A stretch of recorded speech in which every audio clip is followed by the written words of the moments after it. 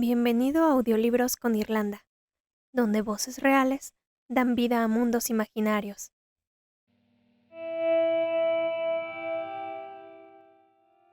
Capítulo 3. Lo extraño acerca de la Tierra era lo que veíamos cuando mirábamos hacia abajo. Además de la visión inicial que podéis imaginaros, el efecto del verlo todo del tamaño de una hormiga, como desde lo alto de un rascacielos, por todo el mundo había almas abandonando sus cuerpos.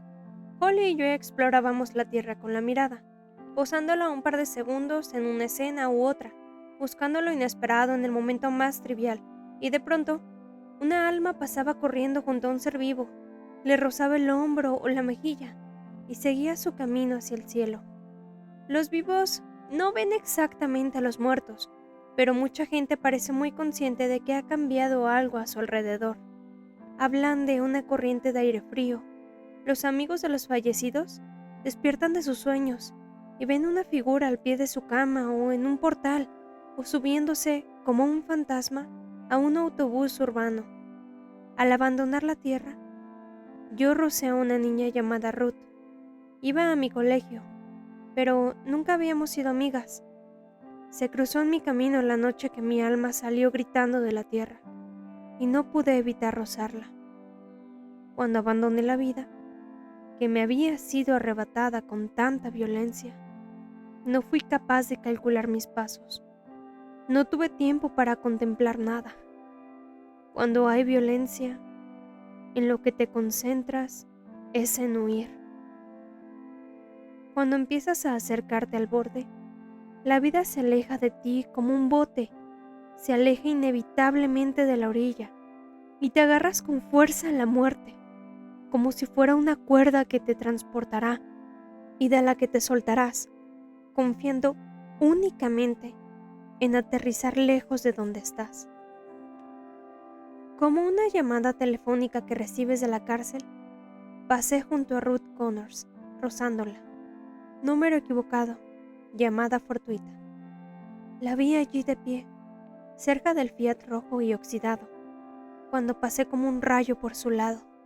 Mi mano salió disparada para tocar la última cara, tener el último contacto con la tierra en esa adolescente tan poco convencional.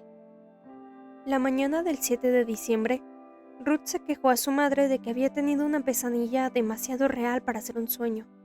Cuando su madre le preguntó qué quería decir, Ruth respondió: estaba cruzando el aparcamiento del profesorado y de pronto veía en el campo de fútbol un fantasma pálido que corría hacia mí. La señora Connors revolvió las gachas que se espesaban en su cazuela. Observó a su hija gesticular con los dedos largos y delgados de sus manos, que había heredado de su padre. Era femenino, lo noté, dijo Ruth. Salió del campo volando, tenía los ojos hundidos y el cuerpo cubierto de un fino velo blanco, ligero como la estopilla. Logré verle la cara a través de él, los rasgos que asomaba, la nariz, los ojos, la cara, el pelo. Su madre apartó las gachas del fuego y bajó la llama. Ruth, dijo, te estás dejando llevar por la imaginación. Ruth comprendió que era el momento de callar. No volvió a mencionar el sueño, que no era un sueño, ni siquiera 10 días después, cuando por los pasillos del colegio empezó a propagarse la noticia de mi muerte, con matices adicionales, como ocurre con todas las buenas historias de terror. Mis compañeros se vieron en apuros para hacer el horror más terrible de lo que ya era, pero todavía faltaban detalles. El cómo, cuándo y quién se convirtieron en hondos recipientes que llenar con sus conjeturas. Adoración satánica, medianoche, rising. Por mucho que lo intenté, no conseguí señalar con suficiente fuerza a Ruth lo que nadie había encontrado, mi pulsera de colgantes plateada. Me parecía que eso tal vez podría ayudarla. Había estado a la vista, esperando que una mano la cogiera, una mano que la reconociera y pensara, vista. Pero ya no estaba en el campo de trigo. Ruth empezó a escribir poesía. Si su madre o sus profesores más accesibles no querían oír hablar de la realidad más oscura que había experimentado, revestiría esa realidad de poesía. Cuánto me habría gustado que Ruth hubiera ido a ver mi familia y hablado con ella. Seguramente nadie aparte de mi hermana habría sabido cómo se llamaba siquiera. Ruth era la chica que había quedado penúltima en deporte, la que, cuando veía venir una pelota de voleibol, se agachaba donde estaba dejando que golpeara el suelo a su lado, y los demás jugadores del equipo y la profesora se esforzaban por no refunfuñar, mientras mi madre permanecía sentada en la silla del respaldo recto de nuestro pasillo, observando cómo mi padre entraba y salía apresuradamente para atender sus distintas obligaciones. Se había vuelto hiperconsciente de los movimientos y el paradero de su hijo menor, su mujer y la única hija que le quedaba. Ruth mantuvo en secreto nuestro encuentro accidental en el aparcamiento del colegio. Hojeó los viejos anuarios y encontró fotos de mi clase, así como de las distintas actividades en las que participaba, como el club de química, y las recortó con las tijeras de bordar en forma de cisne de su madre. Aunque su obsesión iba en aumento, yo recelaba de ella, hasta que, una semana antes de Navidad, vi algo en el pasillo de nuestro colegio. Era mi amiga Clarissa, con Brian Nelson. Yo había apodado a Brian el espantapájaros, porque, a pesar de tener unos hombros increíbles en los que lloriqueaban todas las chicas, su cara me hacía pensar en un saco de arpillería lleno de paja.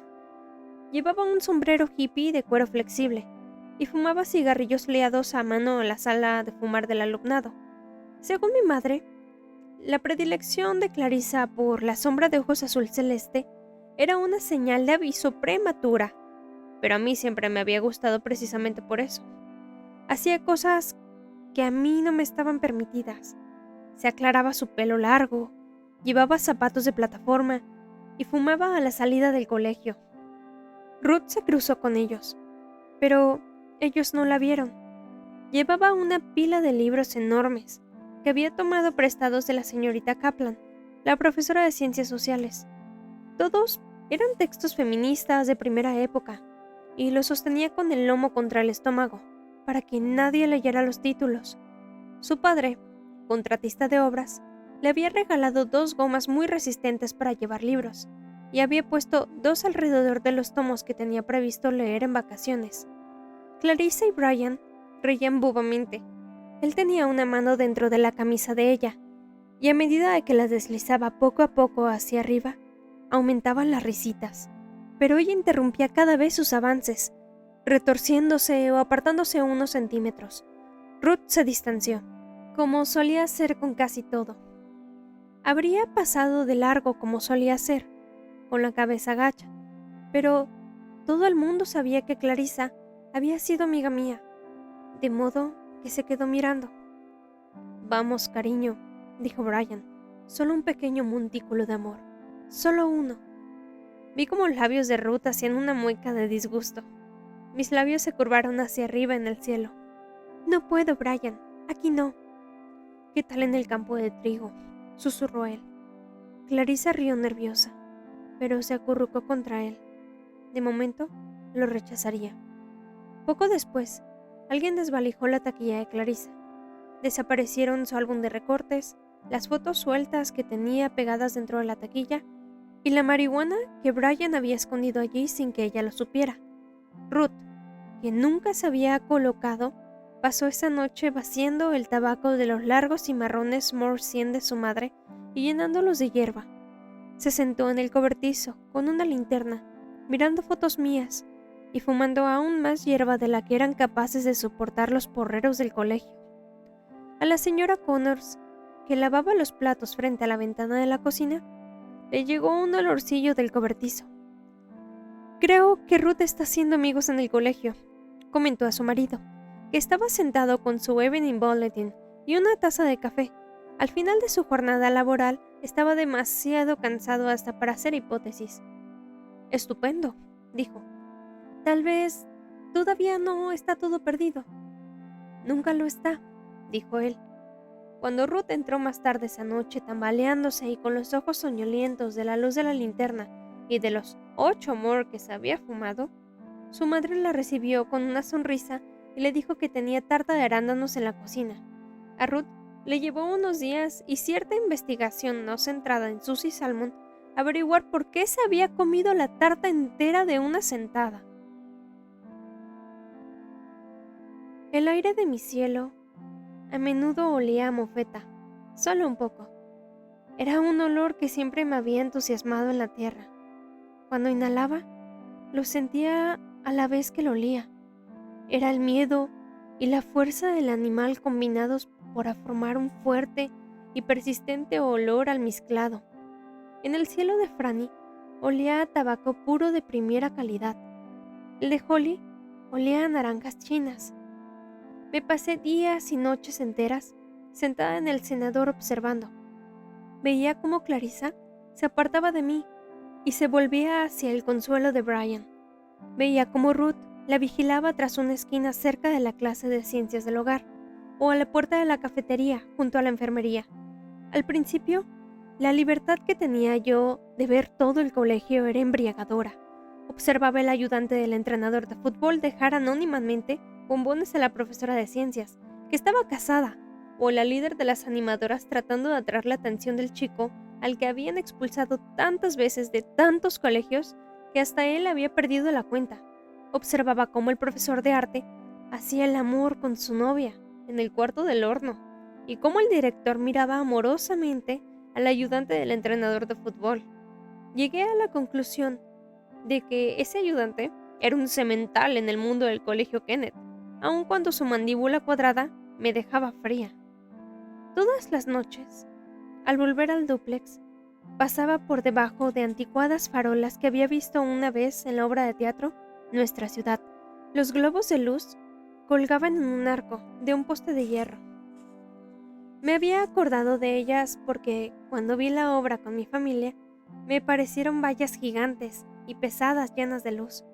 Me inventé un juego en el cielo que consistía en colocarme de tal modo que mi sombra recogiera las vallas al ir a mi casa.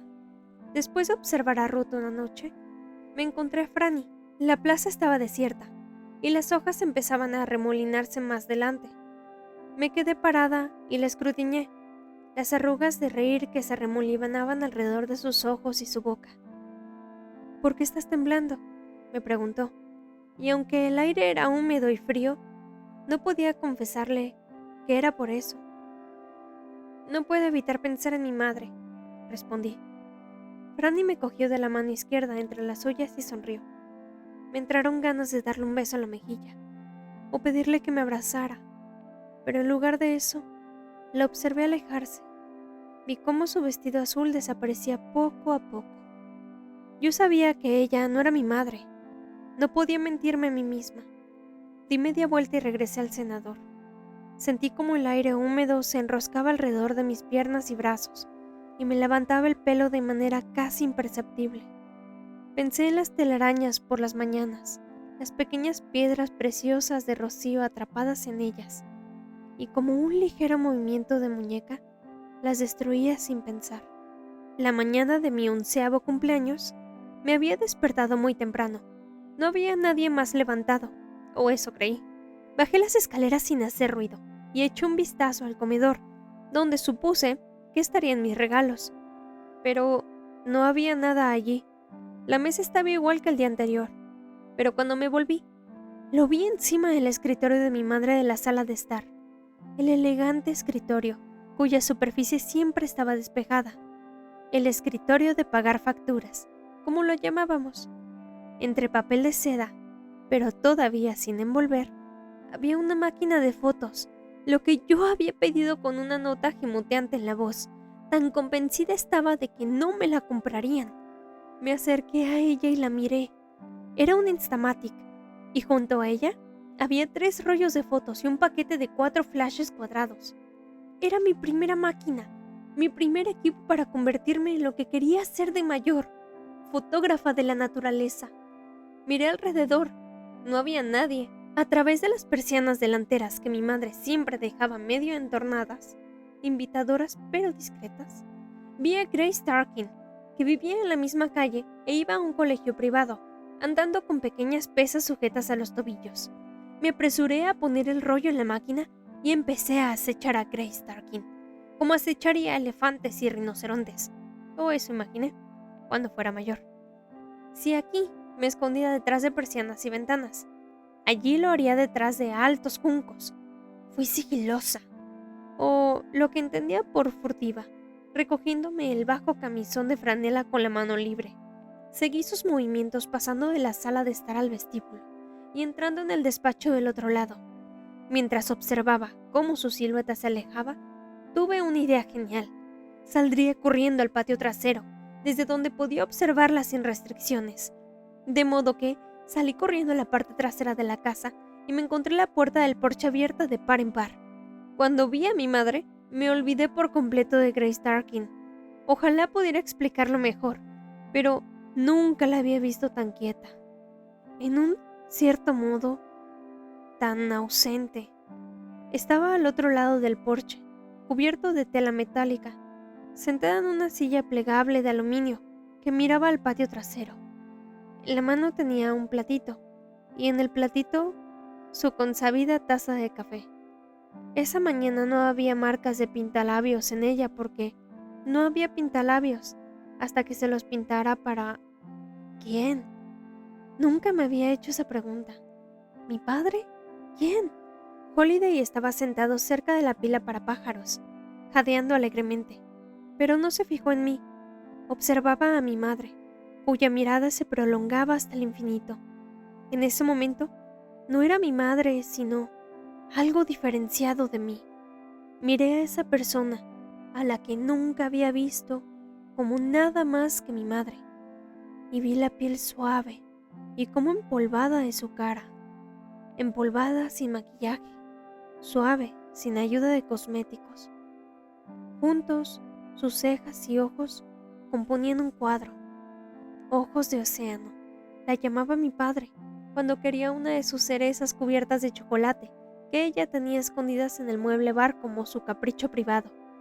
Y de pronto, entendí el nombre.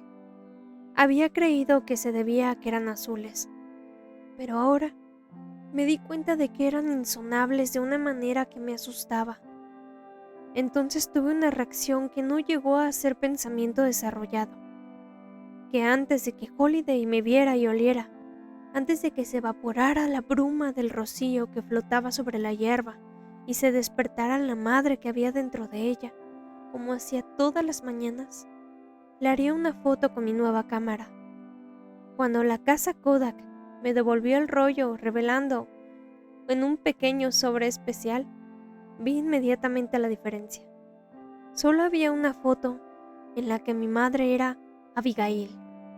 Era la primera, la que había hecho sin que se diera cuenta, antes de que el clic la sobresaltara y se convirtiera en la madre de la niña del cumpleaños, dueña del perro feliz, esposa del marido cariñoso y madre de nuevo de otra niña y un niño querido, ama de casa, jardinera, vecina risueña.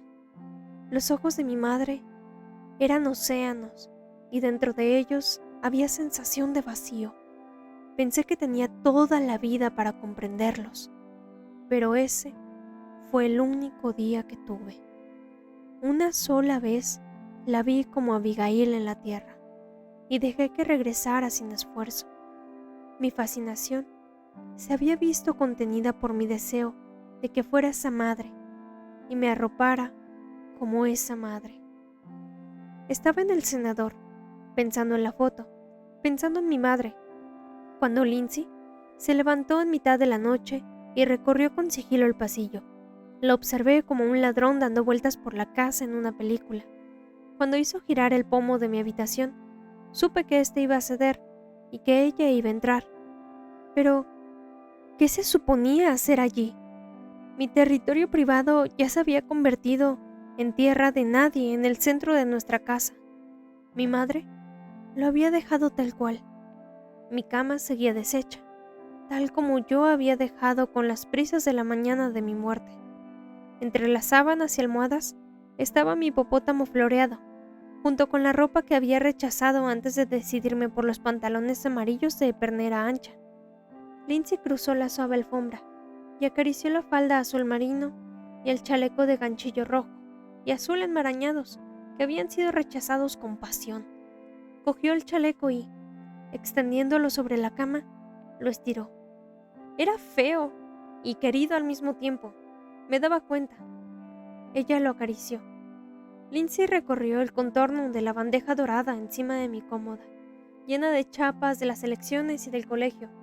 Mi favorita era una chapa roja en la que se leía Hip Dippy, Says Love, que había encontrado en el aparcamiento, pero le había prometido a mi madre que no me la pondría. En esa bandeja yo guardaba un montón de chapas prendidas a una gigantesca bandera de fieltro de la Universidad de Indiana, donde había estudiado mi padre. Pensé que iba a robármelas o a llevarse un par para ponérselas, pero no lo hizo, ni siquiera las cogió. Solo recorrió con un dedo todo lo que había en la bandeja. Luego vio una esquina blanca que asomaba por debajo de la ropa interior. Tiró de ella. Era la foto. Respiró hondo y se sentó en el suelo, boquiabierta y con la foto todavía en la mano. Se sentía como una tienda de campaña cuyas cuerdas se han soltado de sus palos y se agitan y golpean a su alrededor, como yo antes de la mañana en que tomé la foto. Ella tampoco había visto nunca a la madre desconocida. Solo había visto las fotos siguientes. Mi madre con aire de cansino pero sonriente. Mi madre con Holiday delante del cornejo, con el sol traspasándole la bata y el camisón. Pero yo había querido ser la única persona de la casa que supiera que mi madre era también alguien más, alguien misterioso y desconocido para nosotros. La primera vez que rompí la barrera fue sin querer. Era el 23 de diciembre de 1973. Bucky dormía y mi madre había llevado a Lindsay al dentista. Esa semana habían acordado que todos los días como familia dedicarían tiempo a tratar de avanzar. Mi padre se había asignado la tarea de limpiar la habitación de huéspedes del piso de arriba, que hacía tiempo que se había convertido en su guarida. Su padre le había enseñado a construir barcos dentro de botellas. Era algo que mi madre y mis hermanos no podía importarles menos, y algo que a mí me entusiasmaba. El estudio estaba atestado de ellos. Todo el día en la oficina hacía números, con la debida diligencia para la compañía de seguros Chatsworth, y por la noche construía los barcos o leía libros sobre la guerra civil para relajarse. Cuando estaba preparado para izar la vela, me llamaba. Para entonces el barco ya estaba pegado al fondo de la botella. Yo entraba y mi padre me pedía que cerrara la puerta. A menudo, o eso parecía, el timbre del comedor sonaba inmediatamente, como si mi madre tuviera un sexto sentido para las cosas que la excluían. Pero, cuando fallaba ese sentido, mi cometido era sostener la botella. No te muevas, diría, eres mi segundo de a bordo. Con delicadeza, él tiraba de la única cuerda que todavía salía del cuello de la botella y ¡voilá! Se izaban todas las velas desde un simple mástil hasta un clipper. Teníamos nuestro barco. Yo no podía aplaudir porque tenía la botella en las manos, pero siempre me quedaba con ganas. Mi padre entonces se apresuraba a quemar el extremo del cabo dentro de la botella con una percha que había calentado previamente sobre la llama de una vela. Si lo hacía mal, el barco se estropearía, o peor aún, las diminutas velas de papel prenderían y de repente, con un enorme rugido, yo tendría en las manos una botella en llamas. Con el tiempo, mi padre construyó un soporte de madera de balsa para sustituirme. Lindsay y Buckley no compartían mi fascinación. Después de tratar de despertar suficiente entusiasmo en los tres, mi padre se rindió y se retiró a su estudio. Los barcos que había dentro de las botellas eran todos iguales, por lo que se refería al resto de la familia. Pero ese día, mientras ponía orden, me habló. Susie, hija mía, mi pequeña marinera, dijo, a ti siempre te gustaron estas cosas. Lo vi trasladar las botellas con barcos en miniatura de la estantería a su escritorio, colocándolos en hilera. Utilizó una falda vieja de mi madre que había rasgado en varios trozos para quitar el polvo de los estantes. Debajo de su escritorio había botellas vacías, hileras de ellas, que había recogido para construir nuestros barcos futuros. En el armario había más barcos, los barcos que había construido con su padre, los que había construido él solo y los que habíamos hecho los dos juntos. Algunos eran perfectos, pero las velas se habían vuelto marrones, otros se habían combado, inclinado con los años. Luego estaba el que había estallado en llamas la semana anterior a mi muerte. Ese fue el primero que rompió. Se me paró el corazón. Él se volvió y vio todos los demás, todos los años que señalaban y las manos que los habían sostenido, las de su padre muerto, las de su hija muerta. Lo observé mientras hacía pedazos los demás. Bautizó las paredes y la silla de madera con la noticia de mi muerte, y se quedó en el centro del cuarto de huéspedes estudio, rodeado de trozos de cristal verde. Las botellas, todas ellas, estaban hechas añicos por el suelo, las velas y los barcos desparramados entre ellas. Se quedó parado en medio de las ruinas. Fue entonces cuando, sin saber cómo, yo me rebelé. En cada trozo de cristal, en cada esquirla y media luna proyecté mi cara. Mi padre miró hacia abajo y a su alrededor, recorriendo la habitación con la mirada, desorbitada. Solo fue un segundo y desaparecí. Él guardó silencio un momento y luego se echó a reír. Un aullido que le brotó de las entrañas, una risa tan fuerte y profunda que yo también me destertiñé en mi cielo. Salió del estudio y pasó por delante de las dos puertas que había hasta mi habitación. El pasillo era muy estrecho, mi puerta, como todas las demás, lo bastante hueca para atravesarla de un puñetazo. Estuvo a punto de romper el espejo que había encima de mi cómoda, arrancar con las uñas el papel, pero en lugar de eso, se dejó caer en mi cama sollozando y se estrujó las manos a las sábanas azul lavanda. «¿Papá?», dijo Buckley con una mano en el pomo de la puerta. Mi padre se volvió, pero no fue capaz de dejar de llorar. Se deslizó hasta el suelo sin soltar las sábanas y abrió los brazos. Tuvo que pedírselo 2 veces, cosa que nunca había tenido que hacer, pero Buckley se acercó a él. Mi padre lo envolvió dentro de las sábanas que olían a mí. Recordó el día en que yo había suplicado que pintaran y empapelaran mi cuarto de morado. Recordó que me había colocado los viejos National Geographic en el último estante de mi librería. Yo había querido saturarme de fotografías de fauna y flora. Recordó cuando solo había habido una niña en la casa, durante un periodo brevísimo, antes de que llegara Lindsay. «Eres muy especial para mí, hombrecito», dijo mi padre, abrazándolo. Buckley se echó hacia atrás y miró en la cara arrugada de mi padre, las brillantes manchas de lágrimas en el rabillo de sus ojos. Asintió muy serio y besó a mi padre en la mejilla. Algo tan divino que nadie en el cielo podría haber inventado. La preocupación de un niño por un adulto. Mi padre cubrió los hombros de Buckley con las sábanas y recordó las veces que yo me había caído de la alta cama de columnas a la alfombra sin despertarme. Sentado en la butaca verde de su estudio, leyendo un libro, le sobresaltaba el ruido de mi cuerpo al aterrizar. Se levantaba y recorría la corta distancia hasta mi cuarto.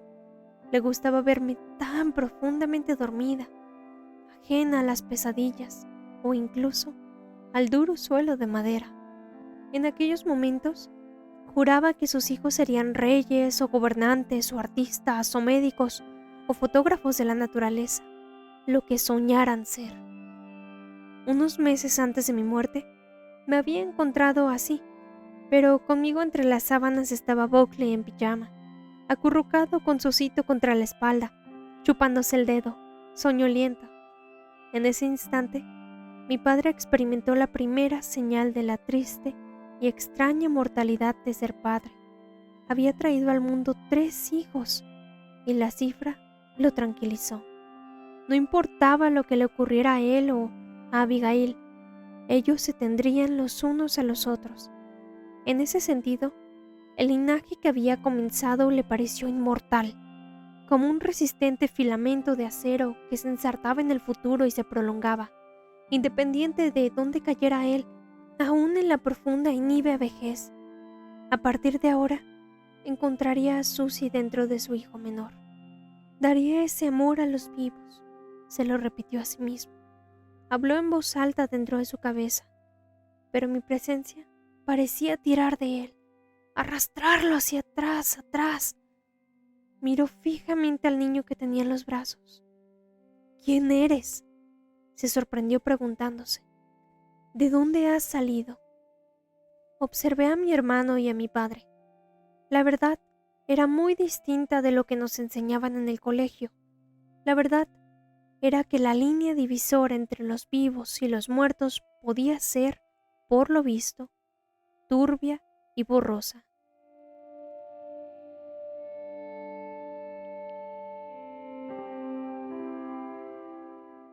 Si te ha gustado el video, puedes dejarnos un like y suscribirte para poder seguir trayéndote más audiolibros.